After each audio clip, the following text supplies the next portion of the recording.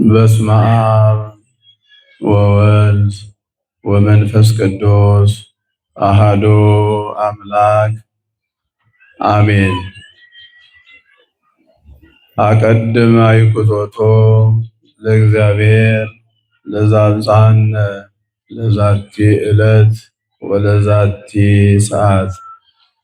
ከሁሉ በማስቀደም ለዚህ ዕለት ለዚህ ሰዓት ያደረሰን ያበቃን በሕይወት በጤና የጠበቀን የአባቶቻችን አምላክ የእኛም አባት ልዑል እግዚአብሔር ስሙ የተመሰገነ ይሁን።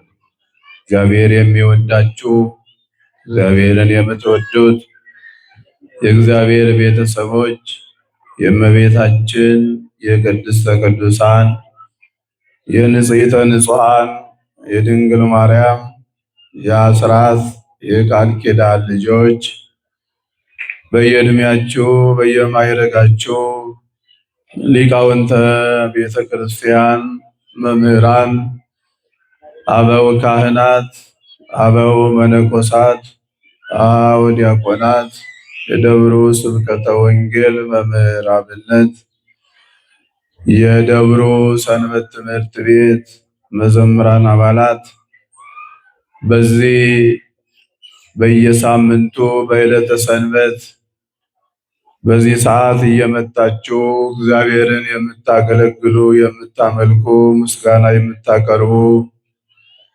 አባቶች፣ እናቶች፣ ወንድሞችና እህቶች፣ ሕፃናት ጭምር ሁላችሁ እስከ መቃብር ድረስ ፍቅሩን በገለጸልን በወደደን ባከበረን ሰው ሆኖ ሰው ባደረገን በሁላችን ጌታ በመድኃኒታችን በኢየሱስ ክርስቶስ ፍጹም የሰላምታ ቃል እንደምን አደራችሁ?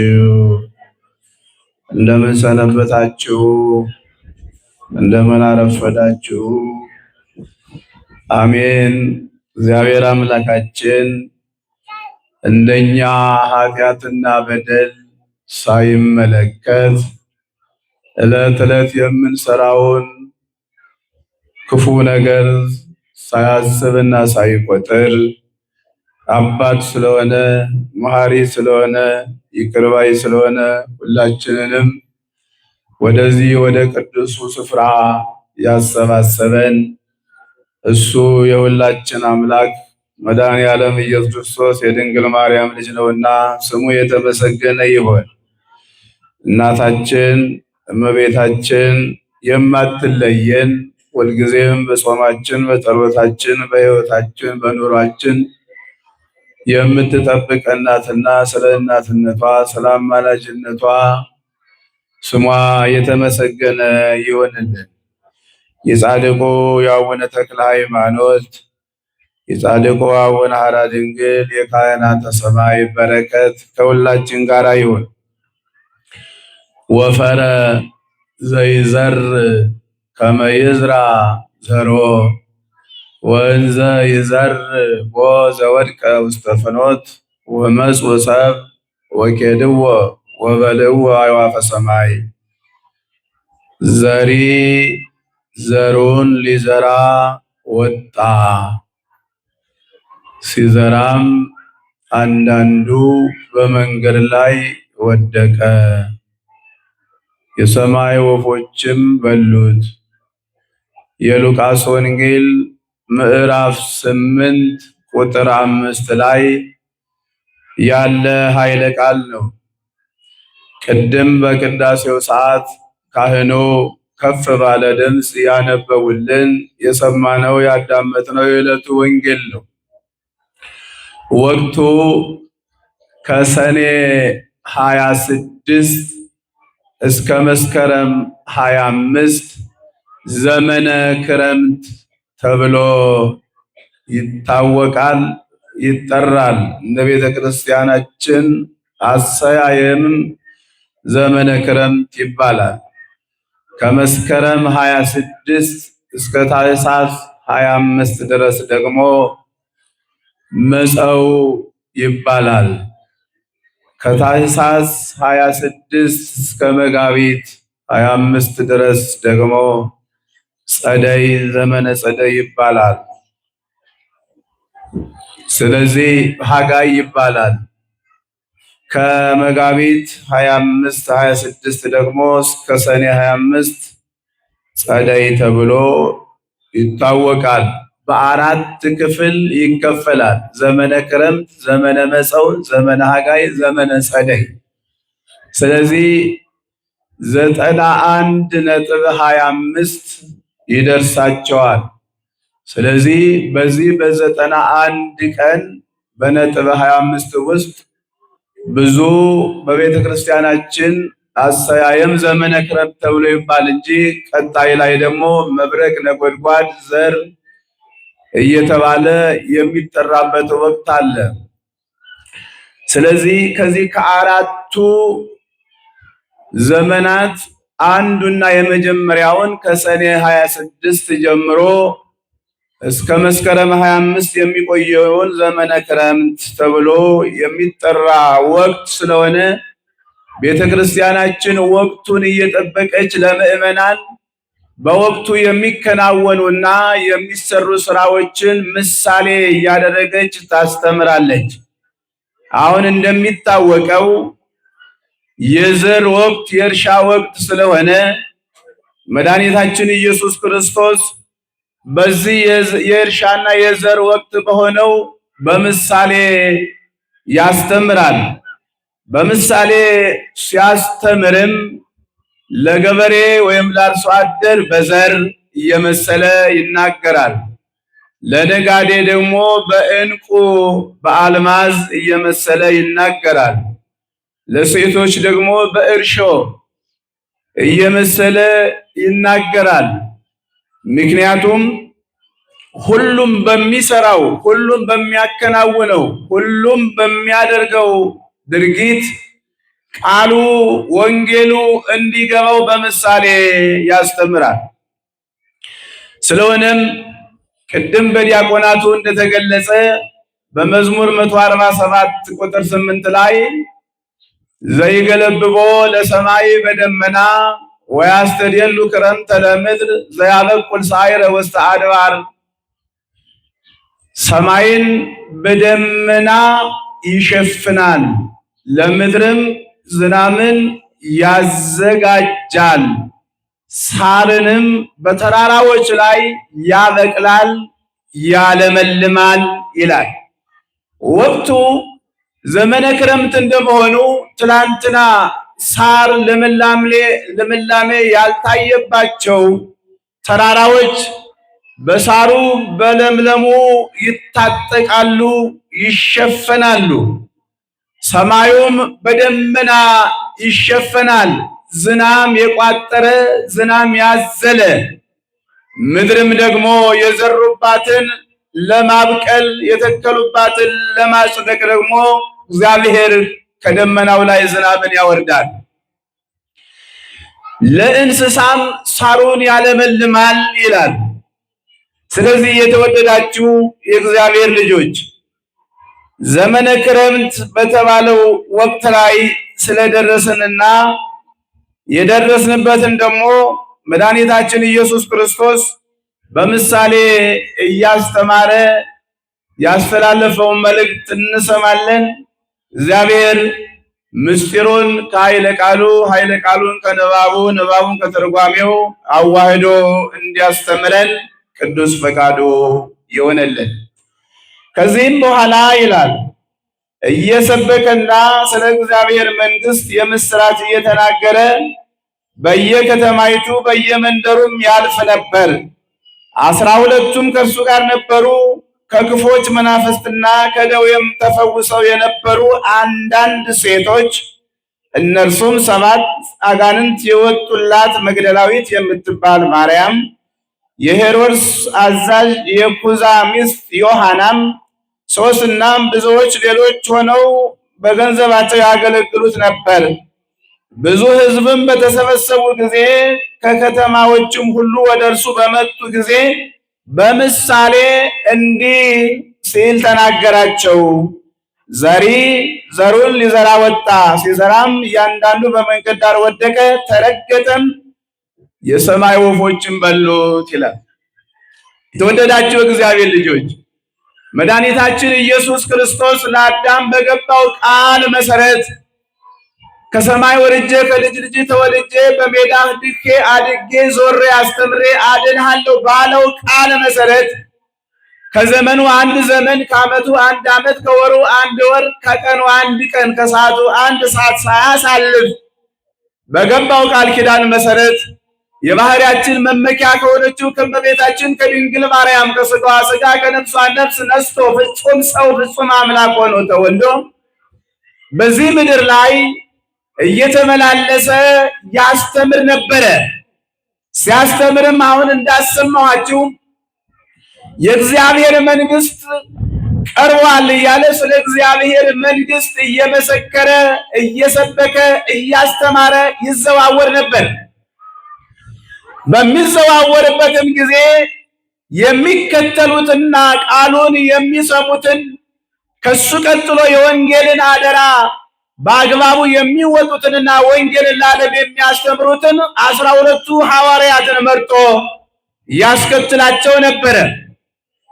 እየተዘዋወረ ስለ እግዚአብሔር መንግስት እያስተማረ በሚመላለስበት ወቅት ደግሞ በመንደር መሃል ያልፍ ነበረ ይላል። ከቃሉ ጋር ናችሁ? ከቃሉ ጋር ናችሁ? እግዚአብሔር ከሁላችን ጋር ይሁን። እግዚአብሔር እዝነ ልቦናችንን ይክፈትልን። ሰምተን እንድንጠቀም በስራ ላይ እንድናውል እግዚአብሔር ይርዳን። ስለዚህ በየመንደሩ የእግዚአብሔርን መንግስት እየሰበከ በሚያልፍበት ሰዓት ችግር ያለባቸው ሰዎችን እያገኘ ያልፍ ነበረ ይላል። በዛ በሚያልፍበት ወቅት ዝም ብሎ አያልፍም። ድዌዎችን ይፈውሳል፣ ጎባጣዎችን ያቀናል፣ ለምጻሞችን ያነጻል። ስለሆነም በብዙ ስቃይና በብዙ ሕመምና በብዙ እንግልት ውስጥ ትኖር የነበረችው 7 አጋንንት 7 አይነት ስራ የሚያሰሯት የሚያሰቃዩት ከሰውነት ተራ ያወረዷት ሴትነቷን እስክትረሳ ድረስ ያደረሷት በብዙ ስቃይ ስትጨነቅ የነበረች መግደላዊት ማርያምን 7ቱን አጋንንት ከላዋ ላይ ከዛ በፊት ማንም ያላዳናት ያልፈወሳት ያልገላገላትን እሱ ከላዋ ላይ 7ቱን አይነት የሚያሰሯትን አጋንንት ገላገላት። ሌሎች ሴቶችንም እንደዚሁ በልዩ ልዩ ደዌ ወንዶችንም ሴቶችንም ሲሰቃዩ የነበሩትን እየፈወሰ እየዳሰሰ በቃሉ እየተናገረ በእጁ እየነካ ያልፍ ነበረ ይላል። እነዛም ሰው ሆኖ ሰው ያደረጋቸው ሴቶችም ወንዶችም ከዚህ በኋላ ከአንተ መለየት አንፈልግም፣ አንተ በዋልክበት እንውላለን፣ ባደርክበት እናድራለን ብለው በጉልበታቸው በእውቀታቸው እግዚአብሔር በሰጣቸው ጸጋ እግዚአብሔር የሚያስተምራቸውን ሰዎች ያገለግሉ ነበር። ሴቶችም በገንዘባቸው ያገለግሉ ነበረ። ይህንን ያዩ ደግሞ ብዙ ሰዎች ይከተሉት ነበረ። መጽሐፍ ሁልጊዜም እንደሚናገረው እኛም እንደምንሰማው የ5 ገበያ ሰዎች ያህል ይከተሉት ነበረ። ልዩ ልዩ ፍላጎት ነበራቸው። አንዳንዶቹ መልኩን ለማየት፣ አንዳንዶቹ ደግሞ ታምሩ ሲያደርግ ለማየት፣ አንዳንዶቹ ደግሞ ለመፈወስ ለመዳን፣ አንዳንዶቹ ደግሞ የዘላለም ሕይወት ነውና ሕይወት እንዲያገኙ ሕይወት እንዲሆንላቸው ይከተሉት ነበርና ለነዛ ለተከተሉ ሰዎች በሙሉ ቅድም እንደ ርዕስ መነሻ ያደረግነውን እነሆ ዘሩን ሊዘራ ወጣ አላቸው። ከቃሉ ጋር ናችሁ? ዘሪ ምን ሊል ወጣ? ዘሪ ምን ሊል ወጣ? ዘሩን ሊዘራ ወጣ። ሲዘራም አለ አንዳንዱ በመንገድ ዳር ወደቀ። ሰዎችም መጥተው ተረገጡት። ስላልተሸፈነ በአፈርም ውስጥ ስላልሆነ የሰማይ ወፎች አዩት፣ መጥተው ፈጥነው በሉት። ሌላኛውም ዘር ደግሞ ሲዘራ በጭንጫ ላይ ከስር አለታማ በሆነ በላዩ ላይ ግን ስስ አፈር ባለው ላይ በቀለ። እሱም ፀሐዩ በወጣ ሰዓት ስር አልነበረውም፣ ውስጡ አለታማ ጭንጫማ ነውና በዛ ላይ የበቀለው ፀሐይ በወጣ ሰዓት ነፋስ በነፈሰ ሰዓት ስር አልነበረውምና ደረቀ። ሌላኛው ዘር ደግሞ በእሾህ መካከል ወደቀ፣ በቀለ፣ አደገ። በሚያፈራበት ሰዓት ግን እሾሁ አልቆ አጣብቆ ያዘው፣ ሳያፈራ ቀረ። ሌላኛው ዘር ደግሞ በመልካም መሬት ላይ ወደቀ፣ እሱም በቀለ፣ እጅግም አፈራ፣ 100 እጥፍ ሆኖ አፈራ።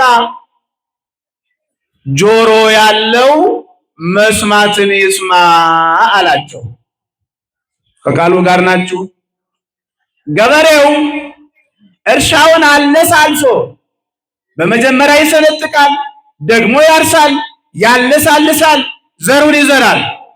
ግን በዚያ መሬት ላይ መንገድ አለ፣ ጭንጫ አለ፣ እሾህ አለ፣ መልካም መሬት አለ። 4 ነገሮች ናቸው ምዕመናን፣ ልብ አድርጋችሁ ስሙ። መንገድ የወደቀ ዘር አለ፣ መንገድ ላይ ጭንጫ ላይ የወደቀ ዘር አለ፣ እሾህ መካከል ላይ የወደቀ አለ፣ መልካም መሬት ላይ የወደቀ አለ።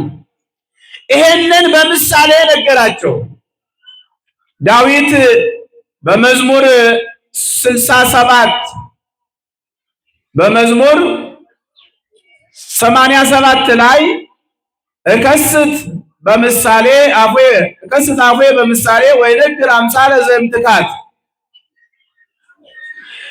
አፌን በምሳሌ እከፍታለሁ፣ ከቀድሞ ጀምሮ ያለውን በምሳሌ እናገራለሁ እንዳለው በምሳሌ ሰው ሊገባው በሚችለው ሊረዳው በሚችለው በሚያውቀው በሚሰራው በውለው በአዳሩ ከህይወቱ ጋር እንደ ህይወት ሆኖ በሚኖረው ሊያስተምር ሲፈልግ ገበሬ ዘሩን ሊዘራ ወጣ ብሎ ተናገረ።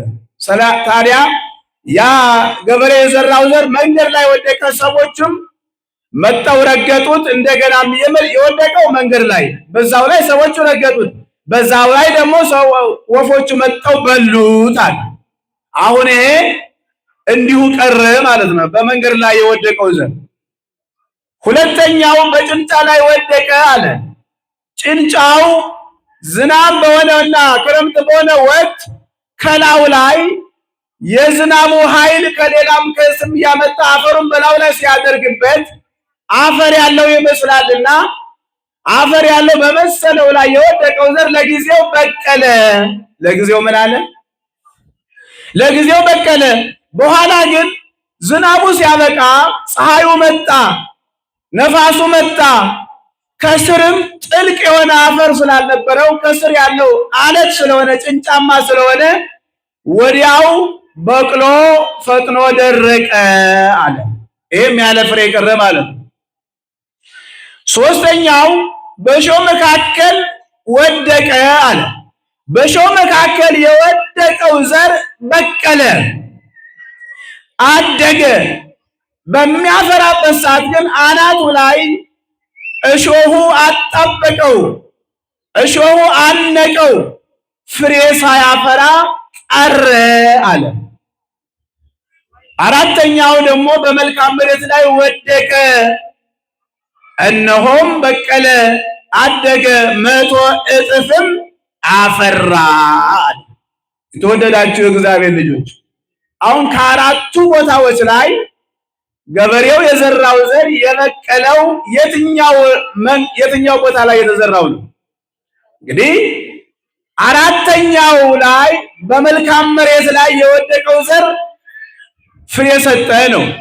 ምንድነው? መድኃኒታችን ኢየሱስ ክርስቶስ ይህንን በምሳሌ እንዲህ በመንገድ ዳር በጭንጫ ላይ በእሾህ መካከል በመልካም መሬት ላይ ብሎ መስሎ የተናገረው ምንድነው? መንገድ ምንድነው? አሁን መንገድ እንደምታውቁት ሰው ይመላለስበታል፣ ይሄድበታል፣ ይወጣበታል፣ ይወርድበታል። ሌሊት አራዊት ይመላለሱበታል፣ ቀን እንስሶችም ሰዎችም ይመላለሱበታል። አሁን ያ ውስጡ አለት ባይሆንም እንደ አለት የጠነከረ ወደ ውስጥ ዘሩ ገብቶ ሊበቅል በማይችል መልኩ የጠነከረ ቦታ ነው። ስለዚህ እሱ ላይ የወደቀው ዘር ምንም ገና ሳያበቅል ወፎቹ መጡና ነጠቁት፣ በሉት። ምክንያቱም አልተደበቀም፣ አልተሸፈነም፣ አፈር አልነበረውም። መያዝም ስላልቻለ ያንን ዘር ወፎች በሉት ይላል። የእግዚአብሔር ልጆች ገበሬ የተባለ ምሳሌ ነው። ዘር የተባለው ምሳሌ ነው። ገበሬው ማን ነው? መድኃኒታችን ኢየሱስ ክርስቶስ ነው። ዘሩ ማን ነው? የእግዚአብሔር ቃል ነው። መንገድ የተባለው ማን ነው? የኔና የእናንተ የመስማት ወይም የሰማያኑ ልቡና አንዱ ማለት ነው። አራቱም ቦታዎች በእኔና በእናንተ የሚመሰሉ ናቸው። በሰማያኑ ልቡና እንግዲህ ገበሬ የተባለው እግዚአብሔር ከሆነ፣ ዘር የተባለው ቃሉ ከሆነ፣ አሁን ዘሩ በእኔና በእናንተ እየተዘራ ነው። መንገድ ዳር መሸፈንም መደበቅም ያልቻለውና ለወፎች አሳልፎ የሰጠውና ወፎች የበሉት የኔና የእናንተ የሰማያኑ ልቡና ነው። አሁን ቃሉን እንሰማለን፣ ቃሉን እንማራለን፣ ቃሉን እናዳምጣለን። ቃሉ በእኔና በእናንተ ልቡና ተዘርቷል። ግን ያ በቅሎ እንዳፈራ ወደ ወፎች ፈጥነው እንደመሉት ሁሉ በእኔና በእናንተ የተዘራውን የእግዚአብሔርን ቃል ሰምተን እንዳንድን፣ ሰምተን ስራ ላይ እንዳናውል ዲያብሎስ፣ በወፍ የተመሰለው ዲያብሎስ ፈጥኖ ይመጣል። ወፍ ፈጣን ነው። ከሰማይ ሆነ ምድር ያለውን ነገር ያያል፣ ይመለከታል፣ ፈጥኖ ይበለዋል። ዲያብሎስም ሰውን ለማሳት የሰማውን ቃል ከልቡናው ለመጠቅ ፈጣን ነውና በወፍ የተመሰለው ዲያብሎስ የሰማነውን ቃል ሰምተን አምነን እንዳንድን ስራ ላይ እንዳናውል ፈጥኖ ከልባችን ያወጣዋል፣ ፈጥኖ ያስረሳናል። ለዛም ነው አንዳንድ ጊዜ ሰምተን እንዳልሰማን፣ ተምረን እንዳልተማርን፣ አውቀን እንዳላወቅን የምንሆንበት ሁኔታ አንዱ ይሄ ነው። ምዕመናን ሰምተን እንዳንድን የእግዚአብሔርን ቃል ከልባችን ይወስዳል፣ ይነጥቃል፣ ያስረሳናል። ፍሬ ሳናፈራ እንቀራለን ማለት ነው። የመጀመሪያውን ምሳሌ የነገራቸው መድኃኒታችን ኢየሱስ ክርስቶስ ይሄ ነው። ዘሩ የእግዚአብሔር ቃል ነው። ገበሬ የተባለው ኢየሱስ ክርስቶስ ነው፣ ወይም ደግሞ ክርስቶስ የመረጣቸው ሐዋርያት፣ መምህራን ቃሉን የሚያስተምሩት ናቸው ማለት ነው። ስለዚህ በመንገድ ዳር ያለው ሳያፈራ ወፎች እንደበሉት በዛ በመንገድ የተመሰለው የሰው ልጅ ልብ መስማት፣ ማዳመጥ፣ ሰምቶ እንዳይድን፣ ሰምቶ በንስሐ ሕይወቱን እንዳይጠብቅ ዲያብሎስ የተባለው በወፍ የተመሰለው ፈጥኖ ይመጣና ይነጥቀዋል፣ ያስረሳዋል ይላል። ሁለተኛው በጭንጫ ላይ የወደቀው ዘር ለጊዜው በቀለ፣ በኋላ ግን ፀሐዩ በወጣ ሰዓት፣ ነፋሱ በመታው ሰዓት ደረቀ፣ ስር አልነበረውም ይላል። ይሄን ደግሞ ቃሉን በደስታ የሚሰሙ ደስ ብሏቸው የሚያዳምጡ ማለት ነው። አሁን ቃሉን ስንሰማ በጣም ደስተኞች ነን። ደስተኞች አይደለን? ቃሉን ስንሰማ ደስ ይለናል አይደል? የእግዚአብሔርን ቃል ከመስማት በላይ የሚያስደስት ነገር የለም። ለምን? የእግዚአብሔር ቃል ስለ ሰው አያወራም፣ ስለ ዘር አያወራም፣ ስለ ሌላም ስለማንም ስለ ቁሳዊ ነገር አያወራም። የእግዚአብሔር ቃል የሚያወራው ስለ መንግስተ ሰማያት ብቻ፣ ስለ እግዚአብሔር ብቻ፣ ስለ ቤተ ክርስቲያን ብቻ፣ ስለ ሃይማኖት ብቻ ነው የሚያወራው። ስለዚህ ቃሉ መስማት ያስደስታል። ሁልጊዜ በጌታ ደስ ይበላችሁ ያለ እኮ ቅዱስ ጳውሎስ ለዚያ ነው። ስለዚህ ሰው ያ በጭንጫ ላይ የተዘራው ፈጥኖ እንደበቀለና ፈጥኖ እንደደረቀ በደስታ ደስ ብሎ የሰማነው ቃል በስተመጨረሻ ግን በፀሐይ በነፋስ የተመሰለው መከራ፣ ፈተና በሃይማኖት ምክንያት ያ ፈተና ሲመጣ ወዲያው ፈጥኖ እንደደረቀ ፈጥኖ ይክዳል፣ ፈጥኖ እምነቱን ይተዋል ይላል። ሁለተኛው የሰማያኑ ልቡና ይሄ ነው።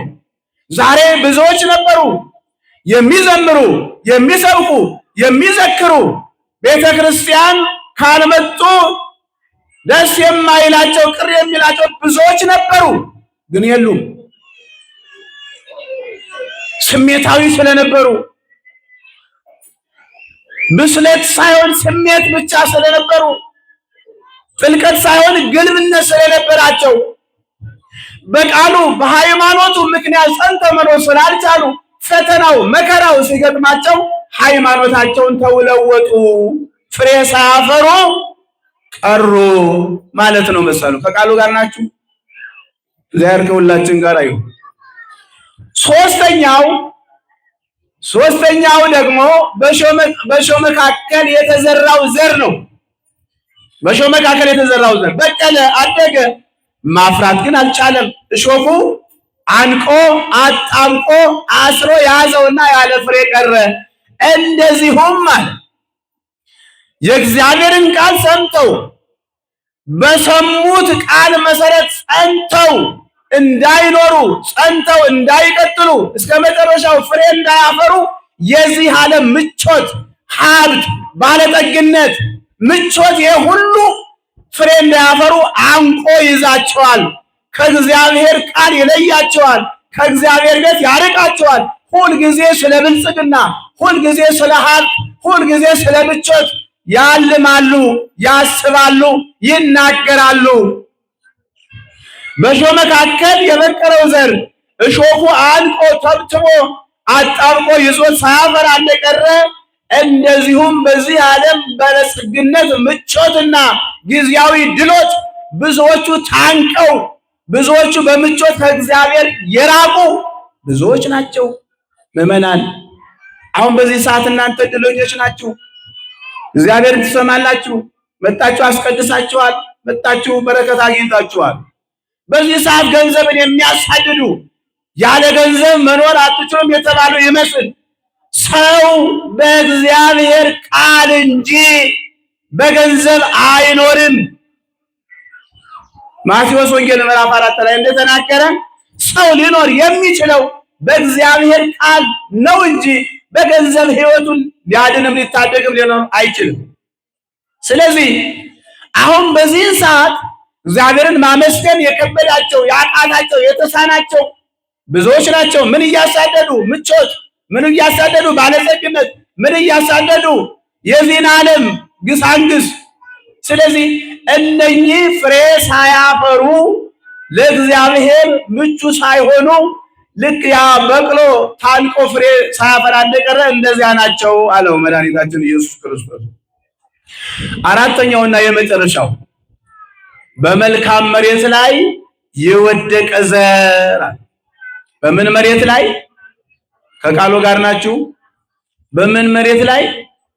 በመልካም መሬት ላይ የወደቀ ዘር አለ። እሱም 100 እጥፍ አፈራ፣ 30፣ 60፣ 100 ፍሬ አፈራ አለ። ጆሮ ያለው ምንን ይስማ? መስማትን ይስማ። ጆሮ ያለው ማስተዋልን ያስተውል፣ ልብ ያድርግ አላቸው። እንግዲህ ያ ሁሉ ሕዝብ ለተሰበሰበው የፈወሰው፣ ያዳነው፣ በቃሉ ያስተማረው፣ በእጁ ታምራት ያለን መልካም ነገር ያሳየውን ሕዝብ መጨረሻ ላይ ፍሬ እንዲያፈሩ እነኝን አራቱን የሰማያኑን ቦታና ልቡና መስሎ ተናገረ። አራቱም የኔና የእናንተ የሰማያኑ ልቡና ናቸው።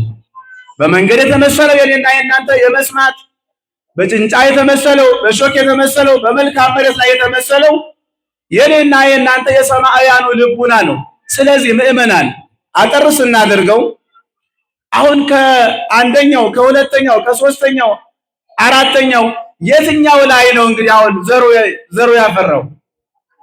ዘሩ ያፈራው የትኛው ነው? መንገድ ላይ ያለው ነው? ጭንጫ ላይ ያለው ነው? እሾክ ላይ ያለው ነው? መልካም መሬት ላይ ያለው ነው አይደለም እንዴ? ስለዚህ መልካም መሬት እንሆን። እግዚአብሔር እንደ ገበሬው ብዙ ለፍቶብናል፣ ብዙ ተሰቃይቶብናል። እኔና እናንተ ባጠፋነው ጥፋት ያንን እንደ አጥፊ ሆኖ ኃጢአት የሌለበት አምላክ ኃጢአተኛ እየተባለ ያንን በደላችንን መርገማችንን ከትከሻችን ላይ አጉብጦን የነበረውን በደላችን አሽቀንጥሮ አንከባሎ ዳግም ላይመለስ ጥሎታል። በደሙ አጥቦናል፣ በደሙ ቀድሶናል። እንደዛ አድርጎ የተመጠረ የተንጠረጠረ እንክርዳድ የሌለበት ንጹሕ ስንዴ ዘርቶብናል።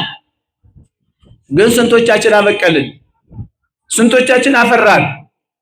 ስንቶቻችን ለደከመብን ለእግዚአብሔር እግዚአብሔርነቱን እስከሚረሳ ድረስ ላደረሱት ያላደረጉት ነገር የለም። ያነ ሁሉ ልፋት ያነ ሁሉ ድካም በእኔና በእናንተ ዋጋ ከፍሏል። ግን ዘሩ ተዘርቶብናል። የትኛውን ያበቀል ነው? ስለዚህ ምዕመናን መልካም መሬት ላይ እንደተዘራው ዘር ልንበቅል፣ ልናድግ፣ ልናፈራ ያስፈልጋል። ምክንያቱም ብዙ ተደክሞብናል። አሁን ትምህርቱ የሚያስተምረን ነገር ይሄ ነው። አሁን በምሳሌ ያስተላለፈው ቃል ይሄ ነው፣ መድኃኒታችን ኢየሱስ ክርስቶስ። ስለዚህ ሁላችንም የምንሰማውን ቃል ሰምተን ስራ ላይ መዋል አለብን።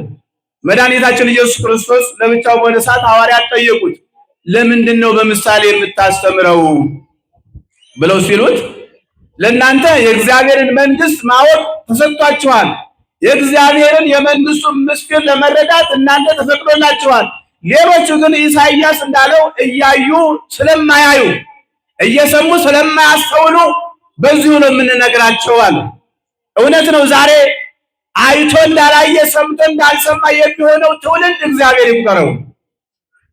ምዕመናን ሰምተናል እኮ ስለ ፍቅር ተምረናል፣ ስለ አንድነት ተምረናል፣ ስለ ንስሐ ተምረናል፣ ስለ ቤተ ክርስቲያን ተምረናል፣ ስለ ሃይማኖት ተምረናል። ግን መስማት ብቻ፣ ግን ማየት ብቻ ይሄ ደግሞ አይጠቅምም። ለዚያ ነው መድኃኒታችን ኢየሱስ ክርስቶስ ይህ ሕዝብ በከንፈሩ ብቻ ያመልከኛል፣ ልቡ ግን ከኔ የራቀ ነው አለ። ልቡ ከማን የራቀ ነው? ልቡ ከኔ የራቀ ነው። በከንፈሩ ብቻ እግዚአብሔር እግዚአብሔር እግዚአብሔር ይለኛል፣ ልቡ ላይ ግን እግዚአብሔር የሚል የለም። ልቡ ከኔ የራቀ ነው፣ በከንፈሩ ብቻ ያመልከኛል ያለው። ስለዚህ እነሱ እየሰሙ የማያስተውሉ እያዩ የማያዩ ናቸውና በዚህ ነው ለእናንተ ግን የመንግስተ ሰማያትን ምስጢር ማወቅ መረዳት ተሰጥቷችኋል ካላቸው በኋላ ነው ይህንን የመንገዱንም ዳር የጭንጫውንም የሾኩንም የመልካም መሬቱንም ምሳሌውን የነገራቸው ነው። ስለዚህ ምዕመናን አሁን የያዝነው ዘመነ ክረምት የሚያስተምረን ነገር ቢኖረው ተፈጥሮ እንኳን ያስተምረናል እኮ ምዕመናን። አሁን በክረምት እኮ ምንም የማያበቅል ቦታ የለም እኮ። ተራራው ስታዩት በልምላሜ የኃጢአታችን የበደላችን ብዛት እንጂ በዚህ ወቅት እኮ ዝናብ ይዘንብ ነበር። በዚህ ወቅት እኮ ክረምት ገብቷል። ገበሬው ያርሳል፣ ዘሩን ይዘራል። ደስ እያለው ነው የሚዘራው፣ ደስ እያለው። እግዚአብሔር ከላይ ዝናቡን ያወርዳል፣ ለምድር ዝናብን ያመጣል። ገበሬው ደስ እያለው ያርሳል፣ ከብቶችም ደስ እያላቸው ልምላሜውን ሳሩን ይበላሉ። ግን የሰው ልጅ ክፋት አሁን ዘመኑን እየቀየረው እየለወጠው ነው። በዚህ ሰዓት አሁን እንደዚህ ሙቀት መሆን ያልነበረበት ወቅት ነው። ስለዚህ ወደ እግዚአብሔር መጸለይ ያስፈልጋል። ዘመኑም እንዲባረክ የአባቶቻችን ዘመን እንዲመጣ እኛም ደግሞ ተራራዎቹ በልምላሜ እንደሚያጌጡ እንደሚዋቡ በእግዚአብሔር ቃል ልንታጠቅና ልንዋብ ያስፈልጋል። ልንሞከር ያስፈልጋል። ልንሸለም ያስፈልጋል። የእኔና የእናንተ ልምላሜያችን የእግዚአብሔር ቃል ስለሆነ ማለት ነው። ስለዚህ የተወደዳችሁ እግዚአብሔር ልጆች በመልካም መሬት ላይ እንደተዘራው ዘር የእግዚአብሔር ቃል ዘር የተባለው በልባችን በቅሎ አፍርቶ ክርስቶስ ከኔና ከእናንተ የሚጠብቀውን መልካም ነገር እንድናይ እግዚአብሔር በቸርነቱ አስተዋይ ልብ ያድለን። ሰማይን ለዝናብ ጠልን ለመከር ያደረገ የሰው ልጅ ቢረሳው እንኳን ራሱ እግዚአብሔር ያረሳው የሰው ልጅ ነውና አባትነቱ፣ ፍቅሩ፣ ርኅራኄው፣ ቸርነቱ ወደር የለውምና ብናጠፋም ብንበድል እሱ ግን ጊዜውን ወቅቱን እየጠበቀ ክረምቱን ከበጋ በጋውን ክረምት እያፈራረቀ ሌሊቱን ከቀን ቀኑን ከሌሊት ጨለማውን ከብርሃን ብርሃኑን ከጨለማ እያፈራረቀ ይጠብቀናል፣ ያኖረናል። እስከ መጨረሻው አባትነቱን ፍቅሩን ርኅራኄውን አይተን እግዚአብሔር አምላካችን በዓለን መሰረት እንድንኖር እግዚአብሔር ይርዳን። የመከረን ያስተማረን እግዚአብሔር ስሙ የተመሰገነ ይሁን። በሚቀጥለውም የዘመነ ክረምት ስለሆነ ስለ ዘር፣ ስለ ፍሬ፣ ስለ አርሶ አደሩ፣ ስለ ገበሬው ወንጌሉ ከዚህ በኋላ በዚህ ዙሪያ ላይ ያተነተነ ስለሚሄድ በሚቀጥለው እንማራለን። አሁን ካለን ሰዓት አኳያ በዚሁ ይበቃናል። የእግዚአብሔር ቸርነት፣ የድንግል ማርያም አማላጅነት፣ የጻድቁ የአቡነ ተክለ ሃይማኖት በረከት ከሁላችን ጋር ይሁን።